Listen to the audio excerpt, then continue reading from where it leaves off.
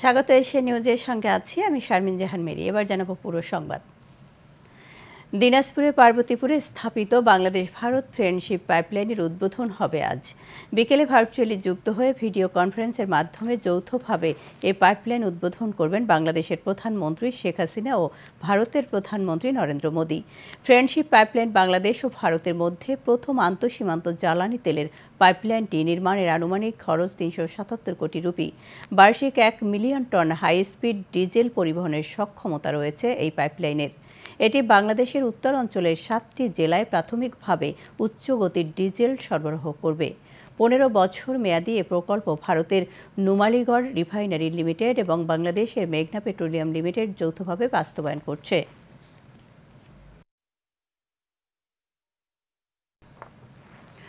যত্রতত্র বাস থামিয়ে যাত্রী ওঠানামা রাজধানীতে তীব্র যানজটের অন্যতম একটি কারণ।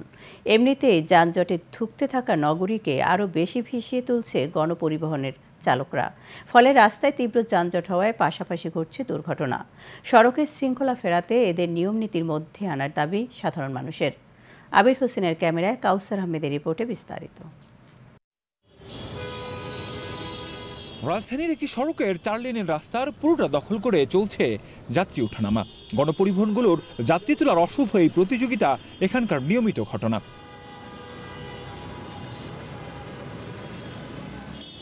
এর ফলে দুর্ঘটনার শিকার হয়ে মৃত্যুর ঘটনা প্রায়ই সংবাদ শিরোনাম হতে দেখা যায়। একই সাথে সড়কে তৈরি হয় তীব্র যানজট। এখানে জামটা লাগে লোকাল বাসে যাত্রী নামায় এবং উঠায়, ঠিক আছে। এই কারণে জামটা লাগে দীর্ঘ একদম গাবতলি থেকে শুরু করে অনেক সময় আমরা ঘন্টার পর ঘন্টা এখানে বসে থাকা লাগে জামের কারণে। শুধু বাসগুলোর কারণেই এই ঝামেলাটা হয়। বাসওয়ালার রাস্তায় যাত্রী উঠায় এই জন্য আর কি জাম করে থাকে আর কি, সবসময় জাম লেগে থাকে। আসলে কারণ হলো এই জায়গাটায় এই যে বাস থামে, তো বাস থামা যাত্রী নামায় ওঠায়, এই কারণে আসলে জ্যামটা বেশি লাগে, সবচেয়ে বেশি। অনেকেই বলছেন ঢাকা শহরের অমানসিক যন্ত্রণার এই যানজটের বেশিরভাগ দায় এই বাস চালকদেরই। এখানে জ্যাম লাগার কারণ কি, অনেক বাস আছে এখানে যাত্রীর জন্য অপেক্ষা করে, তারা লাইন ধরে খাড়াই থাকে, অনেক গাড়িগুলো আছে ঢুকতে পারে না, এই বিধায় জ্যামটা থাকে। লোকাল বাসে তো দোষ আছে, সিগন্যাল পরে ওরা তো রাস্তার মাঝখানে দাঁড়ায়। বাস চালারাই ধরেন কোনো শৃঙ্খলাভাবে চলে না, পাল্লাপাল্লি করে যায়, সেই জন্য জ্যামটা লাগে। যদি শৃঙ্খলাভাবে যাইতো তাহলে জ্যাম লাগতো না। ঢাকা শহরে প্রয়োজনের তুলনায় পর্যাপ্ত পরিমাণ রাস্তা না থাকা, পরিকল্পনাগত ত্রুটির কারণে তৈরি হয় যানজটের। তবে এর মধ্যে সবচেয়ে উল্লেখযোগ্য যে কারণ সেটি হচ্ছে ড্রাইভারদের খামখেয়ালিপনা, যে কারণে ঢাকা শহরে যানজট সহ প্রতিনিয়তই ঘটছে দুর্ঘটনা। সে কারণে তাদেরকে নিয়মনীতির মধ্যে আনার দাবি জানিয়েছেন সব শ্রেণী পেশার মানুষ। কাউসার আহমেদ, এশিয়ান টেলিভিশন, ঢাকা। নারায়ণগঞ্জের নিতাইগঞ্জে ২ তলা একটি আবাসিক ভবনে আগুন লেগেছে। এই অগ্নিকাণ্ডে আওলাদ হোসেন নামে এক শ্রমিক নিহত হয়েছেন।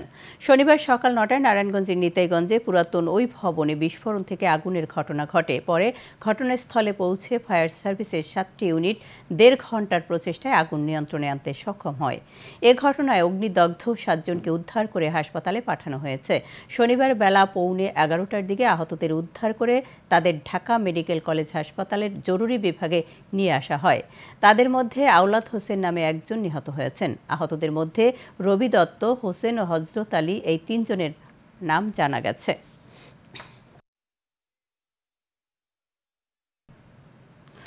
দর্শক, এই বিষয়ে আরও খবর জানাতে ঘটনাস্থল থেকে যুক্ত হচ্ছেন সহকর্মী হাবিবুর রহমান।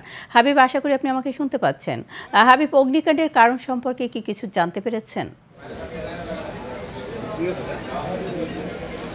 মেরি, সকাল ৯টা ২ এই নারায়ণগঞ্জের ডাইলপট্টি এলাকার নাজমা ফ্লাওয়ার মিলের মালিকানাধীন এই ভবনে গ্যাস বিস্ফোরণ হয়েছে বলে ফায়ার সার্ভিস সূত্রে আমাদেরকে জানিয়েছেন।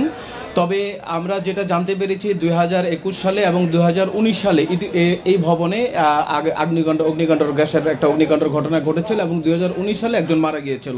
আমি যদি আপনাকে একটু দেখাই যে আপনি কি ধরনের চাপে গ্যাসের চাপ ছিল যে ভবনের বিভিন্ন দেয়ালগুলো ধসে বাহিরে পড়ে গিয়েছে এবং ভেতরে যদি দেখাই আপনাকে বিভিন্ন পার্টিশন দেয়ালগুলো পর্যন্ত ভেঙে ভেতরে পড়ে আছে। এখন পর্যন্ত একজন মারা গেল, 9-8 জন ঢাকা মেডিকেলে মৃত্যুর সাথে পাঞ্জা লড়ছে বলে আমরা জানতে পেরেছি। তো এখানে আমরা সিটি কর্পোরেশনের লোকজন এবং ফায়ার সার্ভিসের লোকজন এসেছিলেন, আমরা তাদের কাছে জানতে চেয়েছিলাম। তারা জানালো যে ভেতরে প্রচণ্ড রকম গ্যাসের চাপ ছিল, গ্যাসের চাপ থাকার কারণে মূলত বিস্ফোরণ ঘটে। এবং ইতিপূর্বে যে ঘটনাটা ঘটেছিল 2019 সালে, যখন সন্ধ্যার আগরবাতি জ্বালানোর সময় যে বিস্ফোরণটা ঘটেছিল, তখন একজন বয়স্ক লোক মারা গিয়েছিল। তারপরে কেন ভবন মালিক কিংবা যথাযথ কর্তৃপক্ষ এ ব্যাপারে ব্যবস্থা নেয় না, এমন প্রশ্নের উত্তরে তারা আমাদেরকে জানিয়েছেন যে তাদেরকে একাধিকবার নোটিশ করার পরেও তারা এ ব্যাপারে কোনো তারা পদক্ষেপ নেয়নি। ভবন মালিক কিংবা যথাযথ কর্তৃপক্ষ বাধ্য করেনি তাদেরকে ব্যবস্থা নিতে। আপনি মেরি আরেকটা কথা বলতে হয়, ভবনটি প্রায় পরিত্যক্ত সম্পত্তি। এটা অনেক বছর আগের, বলতে পারেন যে প্রায় শত বছর আগের একটা পুরনো ভবন, জরাজীর্ণ ভবন। এটা পরিত্যক্ত ভবন ছিল। এখানে মূলত নিচে ডাল, আটা, চাল এবং বিভিন্ন দ্রব্যাদির গোডাউন হিসাবে ব্যবহৃত হতো। এবং এখানে এই ভবনটি এতই ঝুঁকিপূর্ণ হয়ে আছে বর্তমানে যে ভবনের নিচতলার দেয়াল ভেঙে একদিকে চলে গেছে এবং দোতলা অন্যদিকে চলে গিয়েছে। কিছুক্ষণ আগে, মাত্র 5 মিনিট আগে, crime scene do not cross signboard লাগিয়েছেন কর্তৃপক্ষ, আমরা দেখেছি। এবং অন্যান্য তদন্তকারী কর্মকর্তারাও এসেছেন। তারা আমাদেরকে যেমনটা জানিয়েছেন যে খুব শীঘ্রই তারা আসলে জানতে পারবে কেন এই বিস্ফোরণটা ঘটেছিল। তবে প্রাথমিকভাবে ধারণা করা হচ্ছে যে এটা গ্যাসের বিস্ফোরণ থেকে হয়েছে। তো মেরি, এই ছিল নারায়ণগঞ্জ থেকে আমার কাছে সর্বশেষ।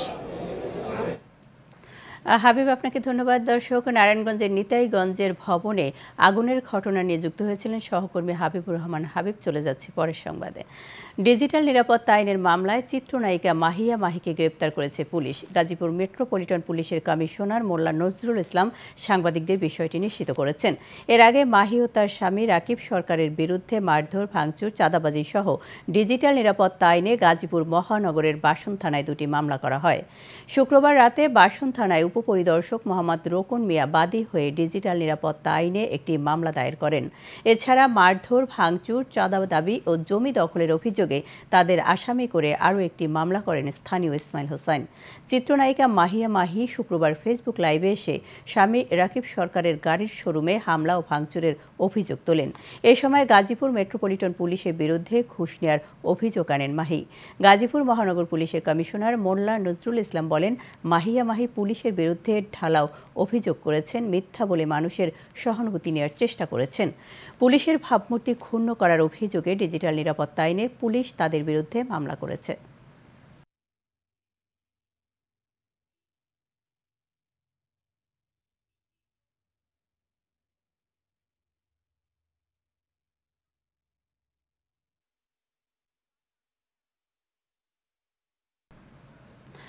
ডিজিটাল নিরাপত্তা আইনের মামলায় গ্রেপ্তার মাহিয়া মাহির আরও খবরাখবর নিয়ে আমাদের সাথে যুক্ত হচ্ছেন গাজীপুর থেকে আমাদের সহকর্মী আবির হোসেন। আবির, আশা করি আপনি আমাকে শুনতে পাচ্ছেন।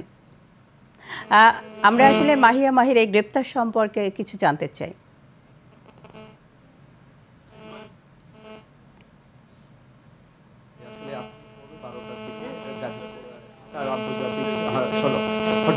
আন্তর্জাতিক বিমানবন্দর থেকে চলচ্চিত্রের চিত্রনায়িকা মাহিয়া মাহিকে গ্রেফতার করেছে গাজীপুর মেট্রোপলিটন পুলিশের মহানগর গোয়েন্দা বিভাগ। এমনটি জানিয়েছেন এই মেট্রোপলিটন পুলিশ কমিশনার মোল্লা নজরুল ইসলাম। তো সেই থেকে প্রেস ব্রিফিং চলছে, সেই প্রেস ব্রিফিংটা যদি হচ্ছে আমরা একটু দেখাতে চাই এবং আপনাদের টাইম টু টাইম এটা ব্রিফ করা হবে। শুধু না, আপনাদের যদি কোনো তথ্য থাকে আপনাদের তথ্যগুলো আমাদের সাথে শেয়ার করবেন, আমরা সেটা সত্যতা থাকলে আমরা তদন্তে সেগুলো নিয়ে আসবো। সুতরাং এখানে ট্রান্সপারেন্ট তদন্ত হবে, এখানে কোনো রকম কোনো ধরনের কোনো তদন্ত হবে না।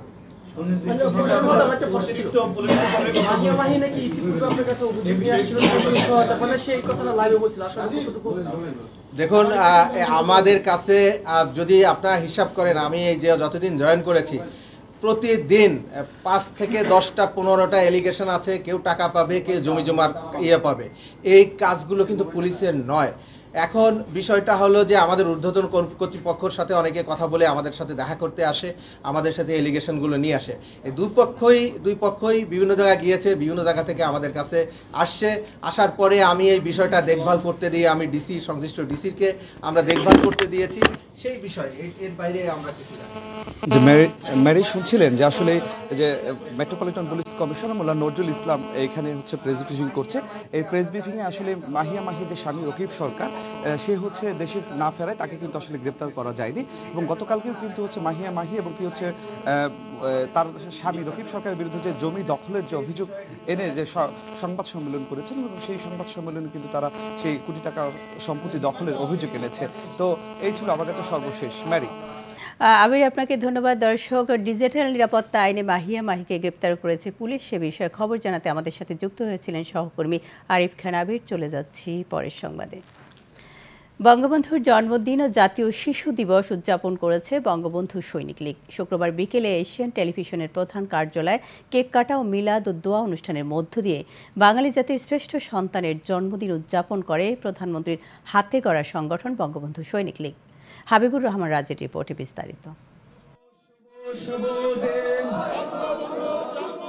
বিশ্বব্যাপী ছড়িয়ে ছিটিয়ে থাকা কোটি কোটি বাঙালি সন্তানের আশা আকাঙ্ক্ষার প্রতিচ্ছবি হাজার বছরের শ্রেষ্ঠ বাঙালি বঙ্গবন্ধু শেখ মুজিবুর রহমানের জন্মদিনে বঙ্গবন্ধু সৈনিক লীগের এই আয়োজনের শুরুতেই কেক কেটে দিনটিকে অনুপ্রেরণার উৎস হিসেবে ধরে রাখেন সৈনিক লীগের নেতাকর্মীরা।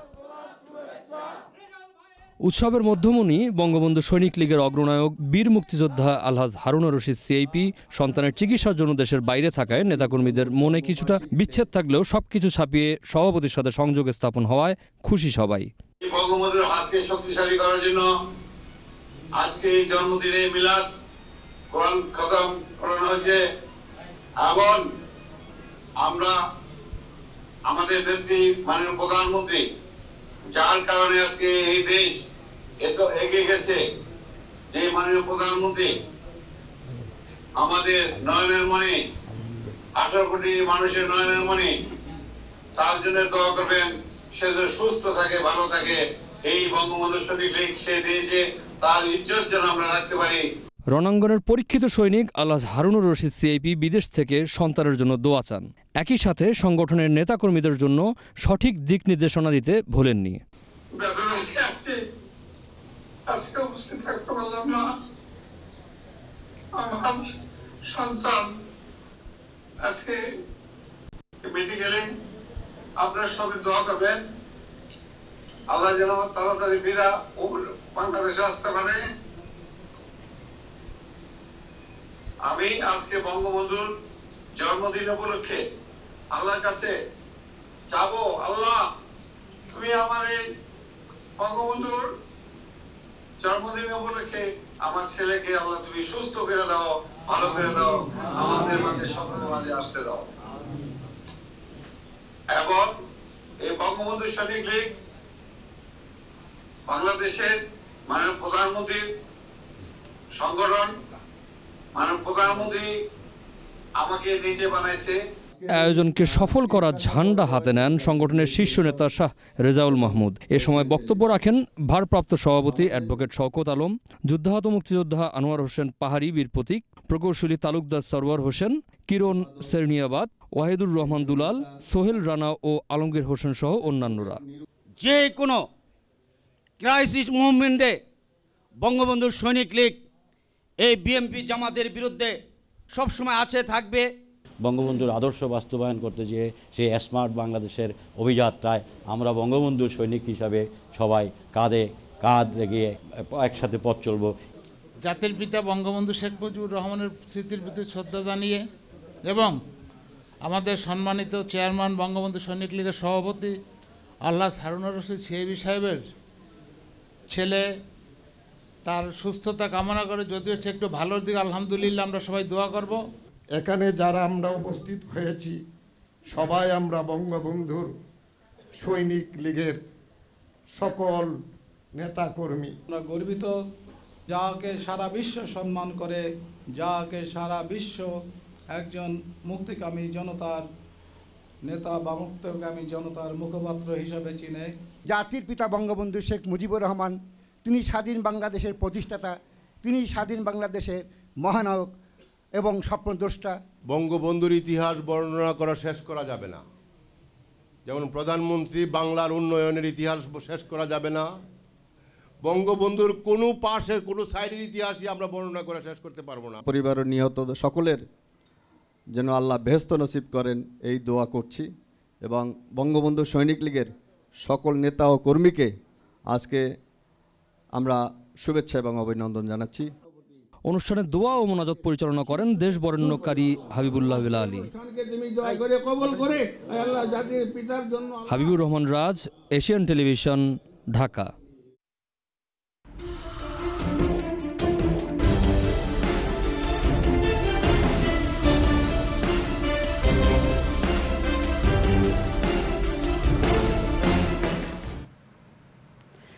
আশ্রয়নের অধিকার মুজিব শতবর্ষে প্রধানমন্ত্রীর উপহার, এই স্লোগানকে সামনে রেখে ভূমি ও গৃহহীন মুক্ত হতে যাচ্ছে নরসিংদীর পলাশ উপজেলা।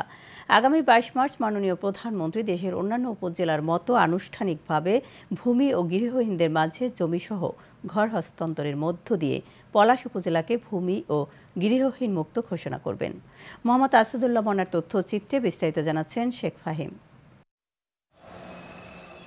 নরসিংদীর পলাশ উপজেলার 4টে ইউনিয়ন ও একটি পৌরসভায় ইতিমধ্যে 3টি ধাপে 98টি ভূমি ও গৃহহীন পরিবারকে জমিসহ একটি করে পাকা ঘর দেওয়া হয়েছে। চাহিদা অনুযায়ী চতুর্থ ধাপে আর মাত্র 95টি পরিবারের মধ্যে জমির দলিল ও ঘরের চাবি হস্তান্তর করলেই ভূমিহীন ও গৃহহীন মুক্ত হবে পলাশ উপজেলা। 22 মার্চ অসহায় ভূমিহীন ও গৃহহীনরা পেতে যাচ্ছেন তাদের স্বপ্নের ঠিকানা। মাননীয় প্রধানমন্ত্রী শেখ হাসিনা আমাদেরকে গরিবকে জায়গা দিয়েছেন, তাই আজকে আমরা জায়গা পাইয়া আমাদের খুব খুশি। আমি থাকি মানুষের জায়গা কাজ কাম করে খাইতাম, এখন প্রধানমন্ত্রী আমগরে দিছে, আমগর প্রধানমন্ত্রী আরো সুখে থাকুক, শান্তিতে থাকুক। পলাশ উপজেলাকে ভূমি ও গৃহহীন মুক্ত করতে পেরে খুশি জনপ্রতিনিধিরাও।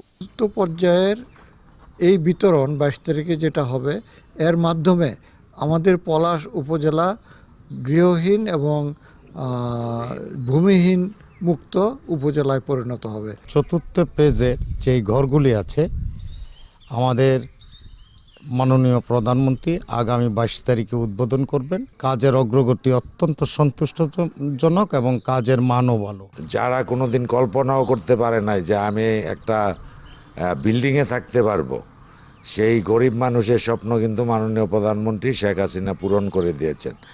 আমরা খুব আনন্দিত। আমাদের নতুন কোনো চাহিদা নেই, যে কারণে আমরা ভূমিহীন এবং গৃহহীন ঘোষণা করার জন্য পলাশ উপজেলাকে আমরা প্রস্তাব প্রেরণ করেছি। প্রধানমন্ত্রী শেখ হাসিনার দেয়া প্রতিশ্রুতি বাস্তবায়নে নিরলসভাবে কাজ করছে পলাশ উপজেলা প্রশাসন সহ সংশ্লিষ্টরা। Sheikh Fahim, Asian television.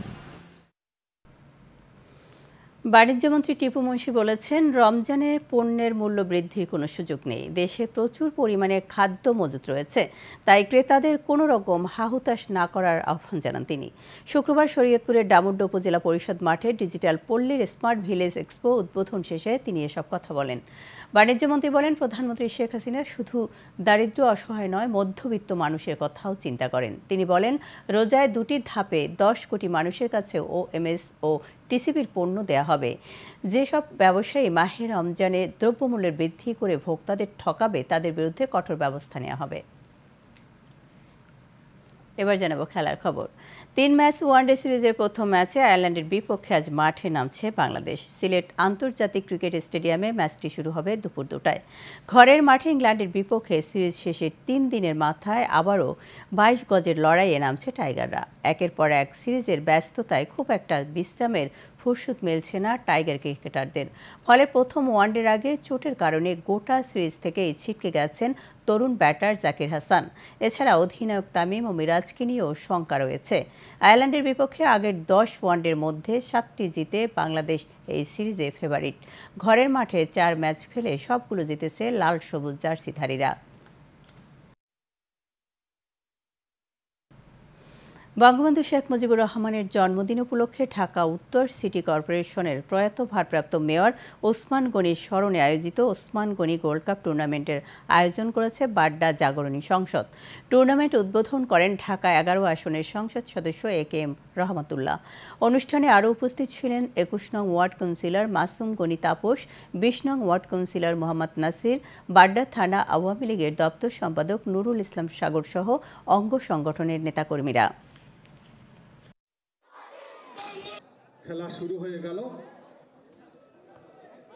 সাবেক যুগ্ম সাধারণ সম্পাদক জনাব। এর সাথে শেষ করবে এশিয়ান নিউজ। তার আগে বিআরবি কেবল ইন্ডাস্ট্রিজ লিমিটেড সংবাদ শিরোনাম জানাবো আরও একবার।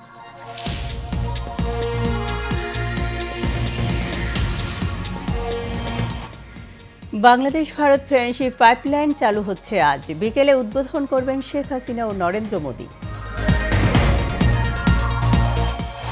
দিন দিন বেড়েই চলেছে রাজধানীর যানজট। নিয়মনীতির তোয়াক্কা করছেন না বাস চালকরা।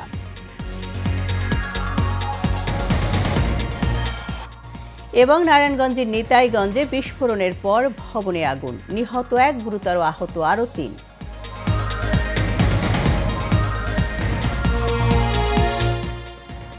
এই ছিল আমাদের এখনকার মতো সংবাদ আয়োজনে। আমাদের পরবর্তী সংবাদ বিকেল 3টা 30 মিনিটে দেখার আমন্ত্রণ রইল। এতক্ষণ আমাদের সাথে থাকার জন্য ধন্যবাদ।